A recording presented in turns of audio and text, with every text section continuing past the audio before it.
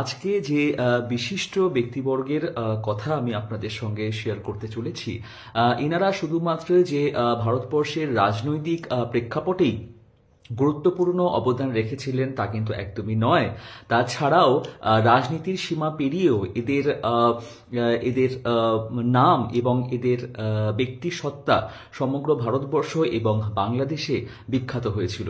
স্বনামধন্য সেই দুজন ব্যক্তি ছিলেন আমাদের সবার প্রিয় দেশবন্ধু চিত্তরঞ্জন দাস এবং মহাত্মা গান্ধী, যিনি জাতির জনক। কিভাবে এই দুই বিশিষ্ট ব্যক্তিবর্গ ইনারা শ্রী শ্রী ঠাকুর অনুকূলচন্দ্রের সান্নিধ্যে এসেছিলেন, সেটাই আমি আজকে আপনাদের সঙ্গে শেয়ার করতে চলেছি। এখন যে বিশেষ জায়গাটা আমি আপনাদেরকে পড়ে শোনাবো সেটা হচ্ছে, দেশবন্ধু চিত্তরঞ্জন দাস প্রথম যখন শ্রী শ্রী ঠাকুর অনুকূলচন্দ্রের কথা শুনেছিলেন, তখনও উনি দীক্ষা নেননি শ্রী শ্রী ঠাকুরের, অর্থাৎ তখনও উনি সৎসঙ্গী হননি। তার আগেই উনি আমাদের ঠাকুর শ্রী শ্রী অনুকূলচন্দ্রের নাম শুনেছিলেন, এবং সেই নাম শোনার যে প্রেক্ষাপট সেটা ঠিক কেমন হয়েছিল তখন, সেটাই আমি এখন আপনাদের সামনে পড়তে চলেছি। শুনুন। চিত্তরঞ্জন তখন তাহার ভবানীপুরের বাড়িতে বাস করেন। দেশে অসহযোগ আন্দোলনের ধুম পড়িয়া গিয়াছে, নেত্রীগণ সকলেই মহাব্যস্ত। সৎসঙ্গে তখন ওয়াইন্ড পাওয়ার ডাইনামো নামে একটি যন্ত্র আবিষ্কৃত হইয়াছে। ওয়াইন্ড পাওয়ার ডাইনামো বলে একটি যন্ত্র তখন সৎসঙ্গে আবিষ্কৃত হইয়াছে। ইহা সাহায্যে বায়ুমণ্ডল হইতে বিনা খরচায় তড়িৎ শক্তি সংগ্রহের ব্যবস্থা হইয়াছে। এত বড় একটা আবিষ্কার তখনকার দিনের সময় দাঁড়িয়ে সৎসঙ্গে হয়েছিল, এত বড় একটা আবিষ্কার। চিত্তরঞ্জন দেশবাসীর যথার্থ বন্ধু ছিলেন। লুপ্তপ্রায় কুটির শিল্পের পুনরুদ্ধার এবং বৈজ্ঞানিক গবেষণার সাহায্যে জাতীয় উন্নতি সাধন বিষয়ে তাহার উৎসাহের অভাব ছিল না। উক্ত যন্ত্রটি নির্মাণ কার্যে সাহায্য লাভের আশায় সৎসঙ্গের কতিপয় কর্মী তাহার সহিত সাক্ষাৎ করিতে গিয়েছিলেন। কথা প্রসঙ্গে সৎসঙ্গের কথা এবং শ্রী ঠাকুরের কথা উঠতেই নিজ হইতেই বিশেষ আগ্রহ সহকারে দেশবন্ধু বলিলেন, তিনি কি সেই অনুকূল ঠাকুর যার কথা আমি বারিনের কাছে কত শুনেছি? তার সঙ্গে সাক্ষাৎ করবার যে আমার অনেক দিনের স্বাদ রয়েছে। শ্রীযুক্ত বারীন্দ্র কুমার ঘোষ, ইনি ছিলেন শ্রী অরবিন্দের কনিষ্ঠ ভ্রাতা, অর্থাৎ ঋষি অরবিন্দ যার কথা আমরা শুনেছি, তার কনিষ্ঠ ভ্রাতা ছিলেন বারীন্দ্র কুমার ঘোষ। এনার কাছেই দেশবন্ধু প্রথম শ্রী ঠাকুর অনুকূলচন্দ্রের কথা শুনেছিলেন। দ্বীপান্তর হইতে ফিরিয়া আসিয়া তিনি কিছুদিন সৎসঙ্গে থাকিয়া শ্রী ঠাকুরের সঙ্গ করিয়াছিলেন এবং দেশবন্ধুর পৃষ্ঠপোষিত নারায়ণ পত্রিকায় পাবনার মধুচক্র নামে একটি প্রবন্ধ লিখিয়া শ্রী ঠাকুরের আদর্শ এবং কার্যাবলীর সম্বন্ধে আলোচনা করিয়াছিলেন বারীন্দ্র কুমার ঘোষ। দেশবন্ধুর সহিত সৎসঙ্গের কর্মীগণের সাক্ষাতের সময় শ্রী ঠাকুর কলিকাতায় হরিতকি বাগান লেনে অবস্থান করিতেছিলেন। তাহার আগমনে লোকের অত্যন্ত ভিড় হওয়ায় মানিকতলায়ও একটি বাড়ি ভাড়া করা হইয়াছিল। শ্রী শ্রী ঠাকুরের কথা জিজ্ঞাসা করিতে করিতে দেশবন্ধু যখনই জানিতে পারিলেন যে তিনি উপস্থিত কলিকাতাতেই আছেন, তাহার কি আগ্রহ শ্রী শ্রী ঠাকুরকে দেখিবার জন্য। দেশবন্ধু তাড়াতাড়ি চেয়ার হইতে উঠিয়া দাঁড়াইলেন এবং এক নিঃশ্বাসে এই কথাগুলি বলিয়া ফেলিলেন। এখানে তিনি? বাড়ির নম্বর কত? কোন রাস্তায়? আজই আমি তার সঙ্গে সাক্ষাৎ করব। সেদিন আর কথাবার্তা হইল না। পরের দিন সিরাজগঞ্জ কনফারেন্সে দেশবন্ধু সভাপতি হইয়া যাইতেছেন, সে কারণে প্রত্যুষেই সৎসঙ্গ বাড়িতে সংবাদ পাঠাইলেন যে সিরাজগঞ্জ হইতে ফিরিয়া আসিয়াই তিনি শ্রী ঠাকুরের সহিত সাক্ষাৎ করিবেন। ইহার 5-6 দিন পরে একদিন সন্ধ্যাবেলায় চিত্তরঞ্জন মানিকতলার বাসায় শ্রী ঠাকুরের সহিত সাক্ষাৎ করিতে আসেন। সেদিন বাড়িতে তুমুল কীর্তন চলিতেছিল। নির্জনে সুবিধামতো কথাবার্তা বলিবার জন্য তাহাকে দোতলায় ছাদে লইয়া যাওয়া হইল। সেখানে শ্রী ঠাকুর একখানা মাদুরের উপর শইয়াছিলেন। দেশবন্ধুকে দেখিয়াই শ্রী ঠাকুর তাহার স্বাভাবিক সুমধুর দাদা সম্বোধনে তাহাকে নিজের কাছে বসাইলেন এবং কুশল প্রশ্নাদি করিলেন। উভয়ের মধ্যে নানা কথাবার্তা চলিতে লাগিল। অসহযোগ আন্দোলন, চরকা, খদ্দর এবং মহাত্মাজি সম্বন্ধে কত কথা হইল। দেশবন্ধু বলিলেন, নন কোঅপারেশনের জন্য অনেক খাটতে হয়েছে। শ্রী ঠাকুর জিজ্ঞাসা করিলেন, নন কোঅপারেশন কি আরম্ভ হল? দেশবন্ধু উত্তরে বলিলেন, সত্য কথা বলতে কি, অসহযোগ আন্দোলন প্রকৃত প্রস্তাবে এখনো আরম্ভ হয় নাই। শ্রী ঠাকুর বলিলেন, এরূপ আন্দোলন পাশ্চাত্য দেশেরই যোগ্য, এদেশের লোকের ইহা প্রকৃতিগত নয়, তাই বোধ হয় লোকে ইহা নিতে চায় না। চাণক্যের নীতি এদেশবাসীর পক্ষে উপযুক্ত, চাণক্যই এদেশের আদর্শ রাজনৈতিক। দেশবন্ধু বলিলেন, দেশের অর্থ বিদেশে চলে যাচ্ছে, তাই ইহাকে বাধা দেবার জন্য এই আন্দোলনের কতটা সার্থকতা আছে বলে অনেকে মনে করেন। আমার কিন্তু এই আন্দোলনে মোটেই আস্থা নেই। মহাত্মাজির কথায় আকৃষ্ট হয়ে 1 বৎসর তার নির্দেশ মতো কাজ করতে রাজি হয়েছিলাম, কিন্তু নিরাশ হয়ে বৎসরান্তে ইহা ছেড়ে দিয়ে স্বরাজ্য দল গঠন করেছি। চরকা এবং খদ্দরেও যে দেশোদ্ধার হবে সে সম্বন্ধে আমার তেমন বিশ্বাস নেই। ইহাতে লোকের যৎসামান্য অর্থাগমের একটা উপায় হতে পারে, এই মাত্র। সঙ্গে সঙ্গে শ্রীজু ঠাকুর বলিলেন, শুধু খদ্দরে বিশেষ কিছুই হবে না। আজকাল কর্মীরা অনেকেই জেলে যান, তাতেও কোনো ফল হবে বলে আমার মনে হয় না। তারপর ইংরেজ এমন শক্তিহীন নয় যে খদ্দর পড়লেই বা জেলে গেলেই তারাও ভয়ে দেশ ছেড়ে দেবে। আর দেখুন, জেলে গেলে ক্ষতি বই লাভ নেই, তাতে মানুষের মনুষ্যত্ব নষ্ট হয়, স্বাস্থ্য ও শক্তির অপচয় হয়। কথাগুলো কতটা প্র্যাকটিক্যাল এবং এই কথাগুলো সেই সময় দাঁড়িয়ে শ্রী ঠাকুর দেশবন্ধুকে বলেছিলেন প্রথম আলাপেই। দেশবন্ধু উৎকর্ণ হইয়া শুনিতে লাগিলেন। শ্রীজু ঠাকুর বলিয়া যাইতে লাগিলেন, ইংরেজ এদেশে এসেই সেবা দ্বারা লোকের অন্তর জয় করেছিলেন। আমরাও যদি দেশবাসীর দুঃখ দৈন্য অন্তরের সহিত বুঝে তা দূর করবার জন্য আপ্রাণ চেষ্টা করি, আর সেই করার ফলে যখন সকলে ইংরেজের চেয়ে আমাদের সেবার দান বেশি বলে অন্তরে অন্তর অনুভব করবে, তখনই স্বরাজ আপনি এসে উপস্থিত হবে। ইংরেজরা এদেশে তাদের কমার্স অ্যান্ড কালচার নিয়ে এসেছিলেন। কমার্স দিয়ে তারা দেশবাসীর নিত্যনৈমিত্তিক যাবতীয় অভাব অভিযোগ খুব কম খরচে দূর করতে লাগলেন, আর মিশনারিগণ সর্বত্র বিদ্যালয় স্থাপন করে নিজেরা পুস্তক লিখে এবং নিজেদের প্রেসে তা ছাপিয়ে একরকম বিনামূল্যেই জনসাধারণের মধ্যে জ্ঞান প্রচারে মনোযোগী হলেন।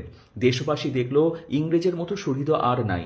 বাস্তবিকই সেবা ছাড়া দেশের জয়ের অন্য কোনো উপায় নাই। সেবা দিয়ে মানুষের যত কিছু অভাব সব দূর করে তাদিগকে সুস্থ রাখা এবং উন্নত করাই আমার মতে শ্রেষ্ঠ রাজনীতি, যার বড়ই অভাব বর্তমান সময় দাঁড়িয়ে। দেশের প্রচলিত রাজনীতি দেশবন্ধুরও ভালো লাগিত না। উপায়ন্তর ছিল না বলিয়া বাধ্য হয়েই তিনি তাহাতে যুক্ত রহিয়াছিলেন। উপযুক্ত লোকাভাবে এই দায়িত্ব অন্য কাহারো হাতে তুলিয়া দিয়া নিজে যে সরিয়া দাঁড়াইবেন সে পথ ছিল না। দেশে যে সত্যি সত্যি আজ মানুষের অভাব, আর সেই জন্যই যে কোনো কাজে অগ্রসর হইতেছে না, এ কথা উল্লেখ করিয়া শ্রীজু ঠাকুর বলিতে লাগিলেন, দেশে উপযুক্ত মানুষ হবে কি করে? সমাজের আজ কি ঘোর দুর্দশা, ইহা যে একেবারে পচে গিয়েছে। কোনো পরিবারেই স্বামী স্ত্রীতে প্রণয় নাই, ঘরে ঘরে শিশু মৃত্যু, সর্বত্র ঘোর অশান্তি। আমাদের উন্নতির অন্তরায়গুলি দূর করতে হবে। লক্ষ্য যদি ঠিক হয় তখন যাওয়া। সে চিত হয়েই পারি, কাত হয়েই পারি, সাঁতার দিয়েই পারি, আর বুকে হেঁটেই পারি। এই জন্য আগে লক্ষ্য স্থির হওয়া দরকার। আমাদের প্রথম লক্ষ্যই হবে ওই মানুষ চাই, দেশে যাতে সুসন্তান হয় তাই করতে হবে। তারপর শ্রীজু ঠাকুর বলিলেন, আপনারা নিম্নজাতির জলচল করা ইত্যাদি যে আন্দোলন করছেন, ওটা এখন এই বাংলাদেশে আর তত বেশি দরকারি নয়। ও তো প্রায় চল হয়েই গেছে। এখন তো প্রায় সকলেই সকলের হাতে জল খায়। তার চেয়ে বেশি দরকার হচ্ছে বিবাহ সম্বন্ধে রিফর্ম আনা। বিবাহ সমস্যাটা যদি সলভ করা যায় তবে সুসন্তান হবে, তখন আর দেশে কর্মীর অভাব হবে না।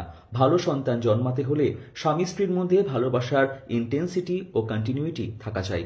ভালোবাসার ইন্টেন্সিটি থাকলে সন্তানের লংজিভিটি বেড়ে যায়।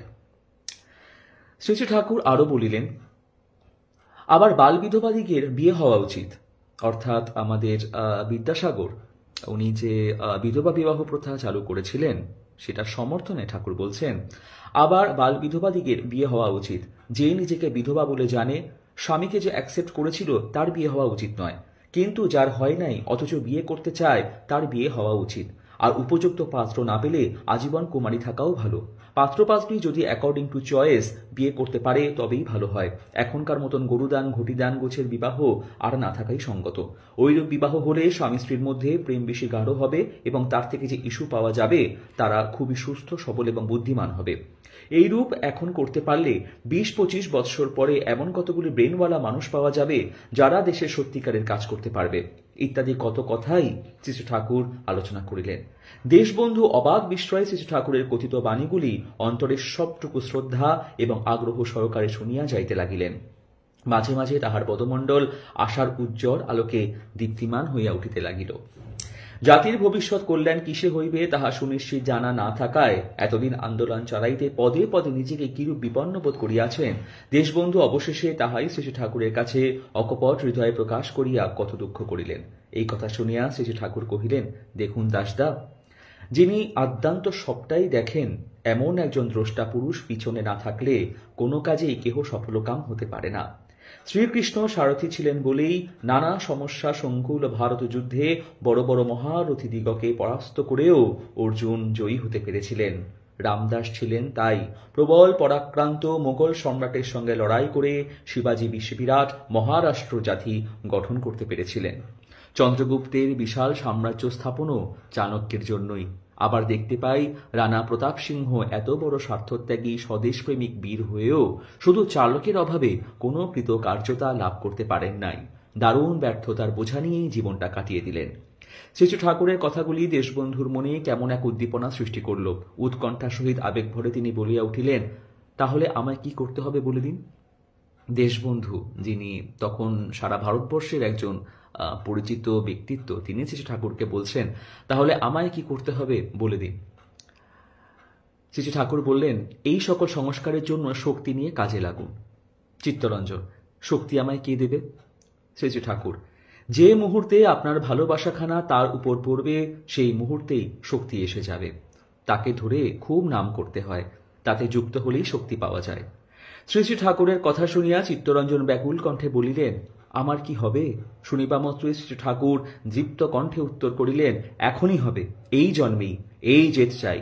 পরম পিতাকে ডাকুন, শিবাজির মতন হওয়া চাই। ভাবনা কি? তবে নাম করা চাই, আর এতে তো লোকসান নাই দাসদা। এই যে বলে, হত বা প্রাপসসি স্বর্গাং জিতওয়া বা ভোগসসে মহিম। দেশবন্ধু, নাম তো অনেক করেছি, কিন্তু ফল তো কিছু পেলাম না। শ্রী ঠাকুর, কি নাম করতে হয়, কিভাবে করতে হয় তা শুনে নিতে হয়, আর তাই নিয়ম মতো ঠিক ঠিক চালাতে হয়। দেশবন্ধু নাম দীক্ষা গ্রহণের জন্য তীব্র ব্যাকুলতা প্রকাশ করতে লাগিলেন। শ্রী ঠাকুর তাহাকে জননী দেবীর নিকট হইতে সকল বিষয় যথাযথ জানিয়া লইবার জন্য বলিলেন। অর্থাৎ যখন দেশবন্ধু নাম দীক্ষার জন্য খুব ব্যাকুল হয়ে উঠেছিলেন, তখন ঠাকুর তাহাকে মাতা মনমোহিনী দেবীর কাছে পাঠিয়েছিলেন। জননী দেবী তখন অন্য ঘরে ছিলেন।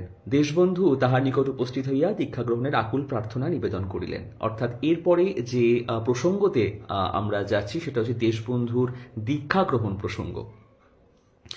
দেশবন্ধুর কথা শুনিয়াই জননী দেবী বলিয়া উঠিলেন, তোমরা বড় লোক, আমাদের কাছে নাম নেওয়া কি তোমাদের শোভা পায়? বড় লোকদের আমার আর বিশ্বাস হয় না। তারা মনে করে ভগবানকেও তার অনুগ্রহ করে। এই তো সেদিন পাল বলছিল, সৎসঙ্গে এসে সে সৎসঙ্গকে কৃতার্থ করেছে। মায়ের কথা শুনিয়া দেশবন্ধু কাতর স্বরে বলিতে লাগিলেন, মা, আমি পাপী, আমার উপর দয়া হবে না তা তো জানি। আমি নিতান্ত অনুপযুক্ত। জগন্নাথ সবাইকে দয়া করেন, আমি শুধু তার দয়া লাভে বঞ্চিত। জগন্নাথের মন্দিরে কতজনই যায়, আমি কিন্তু অভিমানে কোনোদিন প্রবেশ করি নাই। দেশবন্ধুর সরল অকপট বচন শুনিয়া জননী দেবী বলিলেন, কতজনকেই দেখেছি, সবাই নাম নেয়, 2 দিন পরে ছেড়ে দেয় আর বলে ওতে কিছু হয় না, আর নিন্দা করে। তুমি এত বড় লোক, দেশময় তোমার নাম যশ, কত লোক নেতা বলে তোমায় মান্য করে। তুমি হয়তো মনে করো তুমি এখন থেকে নাম গ্রহণ করে সৎসঙ্গকে চরিতার্থ করছো। এমন ভাব থাকলে তোমার নাম নিয়ে কাজ নাই বাবু। যদি সৎসঙ্গের ভাবধারা পরমপিতা হতেই এসে থাকে, একথা সত্য হয়, তবে তা গ্রহণ করলে নিজেরই তো লাভ বেশি। কৃতার্থ হলে সেই হয়েছে যে এই নাম পেয়েছে। এইবার দেশবন্ধু বিনয় সমন্বিত দৃঢ়তার সঙ্গে বলিলেন, মা, চিত্তরঞ্জন যখন যা গ্রহণ করেছে তা ভেবে চিন্তেই করেছে। সে একবার যা ধরে তার শেষ না দেখে ছাড়ে না। কত বড় একটা কথা, আমি আবার পড়ছি এই জায়গাটা।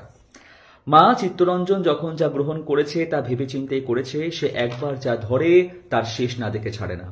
মা তাহার নিষ্ঠা, আগ্রহ এবং ব্যাকুলতায় পরম সন্তুষ্ট হইলেন। দুইজনে আরো কত কি কথাবার্তা হইল। মায়ের কাছে সাধারণ প্রণালী জানিয়া লইয়া দেশবন্ধু চিত্তরঞ্জন সেই রাত্রেই, অর্থাৎ 1331 সনের 31শে জ্যৈষ্ঠ, সেই রাত্রেই দীক্ষা গ্রহণ পূর্বক শ্রী ঠাকুর অনুকূলচন্দ্রকে শ্রী গুরুপদে বরণ করিয়া বাড়ি ফিরিলেন। 2-3 দিন পরেই দেশবন্ধু আবার আসিলেন মানিকতলার বাসায় শ্রী ঠাকুরের সঙ্গে সাক্ষাৎ করিতে। বাংলার দৈন্যপীড়িত গ্রামগুলির সর্বাঙ্গীন উন্নতি সাধন সম্বন্ধে কত কথা হইল।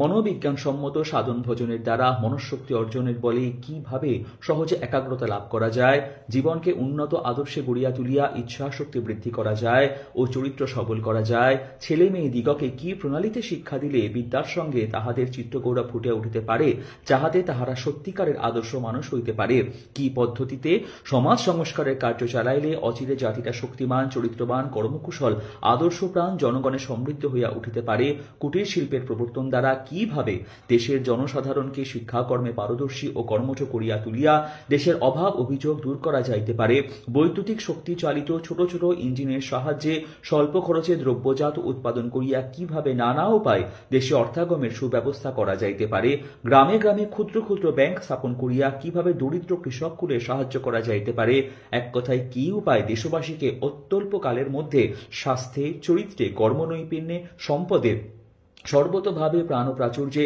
সজীব করিয়া তোলা যায় ইত্যাদি কত কথাই তাহার হইল শ্রী ঠাকুরের সঙ্গে। বিদায়কালে তিনি বলিয়া গেলেন, আমি শীঘ্রই ফরওয়ার্ড পত্রিকায় পল্লী সংগঠন কার্য আরম্ভ করব বলে ঘোষণা করে দিব। কয়েকদিন পরেই তাহার সংকল্পিত সেই পল্লী সংগঠনের কথা তিনি সংবাদপত্রে প্রকাশ করিলেন এবং অতঃপর ইহাই যে তাহার জীবনে প্রধান ব্রত হইবে তাহাও প্রচার করিয়া দিলেন। তখন কথা প্রসঙ্গে দেশবন্ধু একদিন বলিয়াছিলেন, আমার ইচ্ছা করে রাজনীতির এই সকল ঝঞ্ঝাট ছেড়ে দিয়ে আশ্রমে গিয়ে নতুন করে পল্লী সংস্কারের কাজে মন দিই। ইহার কিছুদিন পরেই কার্যপ্রদেশে দেশবন্ধু বম্বে যাত্রা করেন এবং তথা হইতে ফিরিয়া আসিয়াই শ্রী ঠাকুর দর্শনে তিনি পাবনা আশ্রমে যাইবেন এরূপ মনস্থ করেন। তখন তাহার পুত্র চিররঞ্জনও সস্ত্রীক দীক্ষা গ্রহণ করেছিলেন, অর্থাৎ দেশবন্ধু চিত্তরঞ্জন দাসের পুত্র চিররঞ্জন এবং তার স্ত্রী এরাও সৎসঙ্গী ছিলেন। দেশবন্ধু তাহাদিগকে সপরিবারে আশ্রমে পাঠাইয়া দেন। কিছুকাল অতিবাহিত হইল। শ্রী ঠাকুর তখন নিম্নোক্ত চিঠিখানি দ্বারা দেশবন্ধুকে আশ্রমে যাওয়ার জন্য তাহার আগ্রহাকুল আবদার জ্ঞাপন করেন। যথা, ঠাকুর যে চিঠি লিখেছিলেন দেশবন্ধু চিত্তরঞ্জন দাসকে, সেই চিঠিটি ছিল, দেশবন্ধু দাসদা আমার, অনেকদিন দেখিনি দাদা আপনাকে, মাঝে মাঝে বড্ড দেখতে ইচ্ছা করে, দেখবার প্রলোভনটা থামিয়ে দিতে কিছুতেই ইচ্ছা করে না। শুনলেম আপনি ফরিদপুর আসছেন, ফরিদপুর আর পাবনা বেশি দূর নয় গো, আপনার কি আমার কাছে আসতে খুব কষ্ট হবে দাসদা? আমার কিন্তু বড় ইচ্ছা করে গোটা কতদিন আপনাকে নিয়ে স্ফূর্তি করি, পরম পিতার দয়ায় তাতে বোধহয় আপনারও শরীর ভালো হবে। আপনি এলে সুশীলদারও সুখী হবেন, সবাই সুখী হবে, এদের বহু কষ্টের প্রতিষ্ঠানগুলিও ধন্য হবে দাদা। কত নিন্দা, কত কলঙ্ক, কত অনটন অপবাদের পাহাড় ঠেলে অকৃতজ্ঞতার নদী সাঁতরিয়ে এগুলি করেছেন এরা। আপনি এলে সার্থক হবে, আনন্দে উৎফুল্ল হয়ে উঠবে, বুকে আগুন চাপা দিয়ে কাজে লেগে যাবেন এরা বোধহয়। মহাত্মাজিও নাকি বাংলা ভ্রমণে বেরুচ্ছেন, তাকে এখানে আসবার অনুরোধ করার এমন সাহস আমার নাই, আর কাহারও এখানে আছে কিনা জানি না। আপনার দয়া যদি তাকে আনতে পারেন। আমি জানি দাদা আপনাদের কাছে চিঠি লিখবারই উপযুক্ত নয়, তবে আপনি এই আমার সাহস, আর যেই হই বা যাহাই হই সবারই গর্ব আপনি, আমার তো নিতান্তই তাই, আমার আরও করে। শুনেছিলাম মাঝে শরীরটা আপনার একটু ভালোই হয়েছিল, আবার জ্বর হয়েছিল, এখন কেমন আছেন দাদা? ভম্বল ও আমার মায়েরা বোধহয় পরম পিতার কৃপায় শারীরিকভাবে ভালোই আছেন। আমার আন্তরিক রাজ জানাবেন দাদা, আপনারই দিনু ভাই আমি। এই চিঠি তখন শ্রী ঠাকুর অনুকূলচন্দ্র দেশবন্ধু চিত্তরঞ্জন দাসকে লিখেছিলেন পাবনা ভ্রমণের জন্য, এবং উনি গিয়েও ছিলেন এবং সেখানে অনেকটা সময় অতিবাহিত করেছিলেন। এরপর আমরা যে প্রসঙ্গে আসতে চলেছি সেটা হচ্ছে আমাদের মহাত্মা গান্ধীর প্রসঙ্গে। মহাত্মা গান্ধী উনি প্রথমে শ্রী ঠাকুর অনুকূলচন্দ্রের কথা শুনেছিলেন দেশবন্ধু চিত্তরঞ্জন দাসের মুখ থেকে, এবং সেই কথা শুনবার পর কিভাবে উনি শ্রী ঠাকুরের প্রতি আকৃষ্ট হলেন এবং সৎসঙ্গের প্রতি আকৃষ্ট হয়ে উনি পাবনা ভ্রমণ করেছিলেন, সেই প্রসঙ্গটা এখন আমি আপনাদের সামনে তুলে ধরতে চলেছি।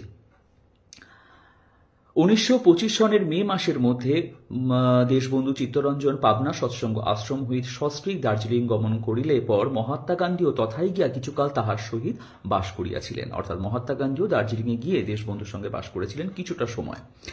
শ্রী শ্রী ঠাকুরের সংস্পর্শে আসা অবধি দেশবন্ধু তাহার চরিত্র মাহাত্ম্যে এমনই মুগ্ধ হইয়াছিলেন যে তৎকালে তিনি অহরনিশ শ্রী শ্রী ঠাকুরের কথা লইয়াই থাকিতেন। মহাত্মাজির নিকটও শুনিয়াছি দেশবন্ধু তখন সর্বক্ষণ তাহার কাছে কেবলই শ্রী শ্রী ঠাকুর সম্বন্ধে নানা গল্প করিতেন আর বলিতেন, পৃথিবীতে অনেক লোকই দেখেছি, কিন্তু শ্রী শ্রী ঠাকুর অনুকূলচন্দ্রের মতন সর্ববিষয়ে এমন অসাধারণ শক্তি সম্পন্ন অপূর্ব প্রেমিক কর্মী আর কোথাও দেখি নাই। দেশবন্ধুর মৃত্যুর পর মহাত্মাজি নিজেও বলিয়াছেন, শ্রী শ্রী ঠাকুর অনুকূলচন্দ্রের সঙ্গলাভ করিবার পর দেশবন্ধুকে যেমন মিষ্টি লাগিয়াছে এমন আর পূর্বে দেখি নাই। শ্রী শ্রী ঠাকুর সম্বন্ধে কি উচ্চ ধারণই না তাহার ছিল। দেশবন্ধুর মৃত্যুর পর মহাত্মাজি তাহার ইয়ং ইন্ডিয়া পত্রিকায় 1925 সনের জুলাই সংখ্যায় অ্যাট দার্জিলিং শীর্ষক একটি প্রবন্ধ প্রকাশ করিয়া দার্জিলিংয়ে অবস্থানকালে দেশবন্ধুর সহিত তাহার তৎকালীন আলোচনা প্রসঙ্গ লিপিবদ্ধ করিয়াছিলেন। প্রবন্ধটি তখন বাংলার প্রায় সকল প্রধান ইংরেজি পত্রিকাতেই উদ্ধৃত হইয়াছিল। শ্রী শ্রী ঠাকুর সম্বন্ধে দেশবন্ধু মহাত্মাজির নিকট যে সকল কথা আলাপ আলোচনা করিতেন তাহা উল্লেখ করিতে গিয়া এক স্থানে তিনি দেশবন্ধুর নিম্নোক্ত উক্তিটি উদ্ধৃত করিয়াছিলেন, যথা: I have learned from my Guru, my spiritual guide, the value of truth in all our dealings. I want you to live with him for a few days at least. Your need is not the same as mine, but he has given me strength I did not possess before. I see things clearly which I saw dimly before. Deshbandhu মহাত্মাজির নিকট বলিয়াছিলেন, আমাদের জীবনে সত্যের মর্যাদা কতটুকু তাহা আমি আমার গুরুদেবের নিকট হইতে শিক্ষা করিয়াছি। আমি ইচ্ছা করি অন্তত কিছুদিন আপনি তাহার সঙ্গ করুন। আমার যাহা প্রয়োজন তাহা আপনার নহে, কিন্তু তিনি আমাকে এমন শক্তি দান করিয়াছেন যাহা পূর্বে আমার ছিল না। যে সকল জিনিস আমি পূর্বে অস্পষ্ট দেখিতাম তাহা আমি এখন স্পষ্ট দেখিতে পাইতেছি। দেশবন্ধুর স্বনির্বন্ধ অনুরোধ সবিশেষ স্মরণ করিয়া মহাত্মাজি বঙ্গভ্রমণকালে 29 মে 1925, আমি যেটা আবার বলছি, 29 মে 1925 তারিখে শ্রী শ্রী ঠাকুর সন্দর্শনে পাবনা সৎসঙ্গ আশ্রমে আসিয়াছিলেন। তখন দেশবন্ধুর পুত্র শ্রীযুক্ত চিররঞ্জন সস্ত্রীক আশ্রমে ছিলেন। ইহার ইতঃপূর্বে দীক্ষা গ্রহণ করিয়া সৎসঙ্গে আসিয়া শ্রী শ্রী ঠাকুরের সান্নিধ্যে বাস করিতেছিলেন। মহাত্মাজি তাহাদিগকে আশ্রমে দেখিয়া খুবই আনন্দিত হইলেন এবং বিদায়কালে পুনঃ পুনঃ বলিয়া গেলেন তাহারা যেন নিয়তরূপে শ্রী শ্রী ঠাকুরের কাছেই বাস করেন। সেদিন তখন প্রাতঃকাল, অর্থাৎ এইবার মহাত্মা গান্ধী উনি যেদিনকে পাবনা সৎসঙ্গ আশ্রম ভ্রমণে এসেছিলেন সেই দিনের যে ছবি সেটা আমি আপনাদের সামনে তুলে ধরার চেষ্টা করছি। সেদিন তখন প্রাতঃকাল, মহাত্মাজি আশ্রমে পৌঁছিবা মাত্র তাহাকে মাল্যভূষিত করিয়া অভিনন্দিত করা হইল। অতঃপর তিনি শ্রী শ্রী ঠাকুর, শ্রী শ্রী জননী দেবী ও সৎসঙ্গের কর্মীগণের সঙ্গে আশ্রমের সর্বত্র ঘুরিয়া ঘুরিয়া কুটির শিল্পাগার, বিজ্ঞান কেন্দ্র, তপবন, বিদ্যালয়, কারখানা, তড়িৎ ভবন, ভৈষজ্যালয়, কলা ভবন প্রভৃতি প্রতিষ্ঠানগুলি পরিদর্শন করেন। চরকা ঘরে আশ্রমবাসী নারীগণের সহিত শ্রী শ্রী ঠাকুরের পত্নী, কন্যা এবং পরিবারস্থ অন্যান্য মেয়েদের সুতা কাটিতে দেখিয়া তিনি আনন্দে অধীর হন। আশ্রমের কর্মপ্রতিষ্ঠানগুলি দেখিয়াও তিনি বিশেষ আনন্দের সঙ্গে উচ্চ প্রশংসাসূচক মন্তব্য প্রকাশ করেন। শ্রী শ্রী ঠাকুরের জননী দেবীকে মহাত্মাজি মা বলিয়া সম্বোধন করিতেন, অর্থাৎ মাতা মনমোহিনী দেবীকে মহাত্মাজি মা বলে সম্বোধন করেছিলেন। তৎকালে জননী দেবীর আদর আপ্যায়নের এবং বুদ্ধিমত্তার পরিচয়ে মহাত্মাজি এত মুগ্ধ হইয়াছিলেন যে অতঃপর ভারতের যেখানেই তিনি যখন গিয়াছেন নেতৃবর্গের সহিত শ্রী শ্রী ঠাকুর অনুকূলচন্দ্রের প্রবর্তিত সৎসঙ্গ আন্দোলন সম্পর্কে আলোচনা করিতে গিয়া সর্বত্রই জননী দেবীর ভূয়সী প্রশংসা করিয়া বলিয়াছিলেন, I have never seen such a masterful woman of such wonderful personality in my life. এমন বিস্ময়কর ব্যক্তিত্ব সম্পন্না মহীয়সী নারী জীবনে আমি কখনো দেখি নাই। কত বড় একটি কথা মাতা মনোভিন্দি সম্বন্ধে মহাত্মা গান্ধী সে সময় বলে গেছিলেন। অতঃপর শ্রী ঠাকুরের সঙ্গে মহাত্মাজির দ্বিতীয়বার সাক্ষাৎ হয় কলকাতায়। সেকেন্ড টাইম আরেকবার মহাত্মাজির সঙ্গে আমাদের ঠাকুর অনুকূলচন্দ্রের দেখা হয়েছিল কলকাতায় 22 নম্বর ঘোষ লেনের সৎসঙ্গ বাড়িতে। শ্রী শ্রী ঠাকুর তখন অসুস্থ ছিলেন। শ্রী শ্রী ঠাকুরের অসুস্থতার সংবাদ পাইয়া মহাত্মাজি তাহাকে দেখিতে আসিয়াছিলেন। মহাত্মাজি শয্যায় উপবেশন করিলে শ্রী শ্রী ঠাকুর সরল শিশুর মতো তাহার কোলে মাথা রাখিয়া শুইয়া পড়িলেন। মহাত্মাজি হাসিতে লাগিলেন। উভয়ের মধ্যে কথাবার্তা চলিতে লাগিল। কথা প্রসঙ্গে মহাত্মাজি একবার হাসিতে হাসিতে বলিলেন, এই প্রসঙ্গটা খুব একটা ইম্পর্টেন্ট প্রসঙ্গ। আপনার আশ্রম হইতে ফিরিয়া আসার পর একদল লোক আসি আপনার খুব নিন্দা করল, আবার একদল লোক খুব প্রশংসা করল, অথচ উভয় দলেই দেশের বিশিষ্ট ব্যক্তিগণ রহিয়াছেন। মহাত্মাজির কথা শুনিয়া শ্রী শ্রী ঠাকুর বলিলেন, প্রশংসার কথা তো জানি না, তবে নিন্দা যদি কিছু শুনে থাকেন তবে ভরসা হয় পরম পিতার কাজ তাহলে একটু আধটু শুরু হয়েছে। আমি এই প্রসঙ্গটা আবার পড়ছি। অর্থাৎ সাধারণত আমরা কি করি, আমাদের নিজেদের প্রশংসা শুনলে মনে করি যে আমি জীবনে একটা কিছু করতে চলেছি, কিন্তু ঠাকুরের ঠিক তার উল্টো ভাবধারা ছিল। ঠাকুর বলছেন, প্রশংসার কথা তো জানি না, তবে নিন্দা যদি কিছু শুনে থাকেন তবে ভরসা হয় পরম পিতার কাজ তাহলে একটু আধটু শুরু হয়েছে। শ্রী ঠাকুরের উত্তর শুনিয়া মহাত্মাজি হাসিতে লাগিলেন। শ্রী শ্রী ঠাকুরের ভাবধারা প্রচার কার্যে বহুকাল পূর্বে একবার আমি বম্বে গিয়েছিলাম, অর্থাৎ যিনি লিখছেন আমাদের ব্রজগোপাল দত্ত রায়। তখন আমেদাবাদ হইতে সবরমতী আশ্রমে মহাত্মাজির সঙ্গে সাক্ষাৎ করিতে যাই। আমি পাবনা সৎসঙ্গ প্রতিষ্ঠান হইতে গিয়াছি সংবাদ পাইয়াই মহাত্মাজি তৎক্ষণাৎ আমাকে ডাকিয়া পাঠাইলেন এবং উল্লসিত কণ্ঠে আমার নিকট শ্রী শ্রী ঠাকুর এবং জননী দেবীর কথা পুনঃ পুনঃ জিজ্ঞাসা করিলেন। প্রায় 1 ঘণ্টা কাল তাহার সহিত শ্রী শ্রী ঠাকুরের নানান কথা, তাহার আদর্শ এবং কর্মপ্রতিষ্ঠান সম্বন্ধে আলাপ হইয়াছিল। অর্থাৎ এর থেকেই আমরা প্রকৃষ্টভাবে জানতে পারি যে কিভাবে দেশবন্ধু চিত্তরঞ্জন দাস এবং মহাত্মা গান্ধী সৎসঙ্গ তথা শ্রী শ্রী ঠাকুর অনুকূল চন্দ্রের সঙ্গে যুক্ত হয়েছিলেন।